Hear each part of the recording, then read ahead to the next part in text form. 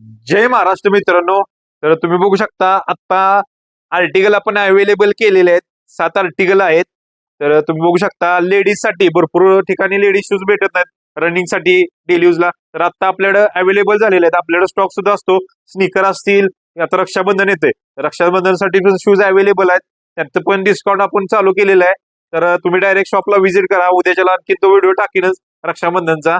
तर आपल्या पेजला फॉलो करा. ह्याचे सगळ्या डिटेल्स व्हिडिओ म्हणजे जे मॉडेल आपण आणलेले आहे हे बघू शकता. नवीन मॉडेल आणलेलं आहे रिॲक्ट एक्स म्हणून आपले मॉडेल आणलेलं आहे.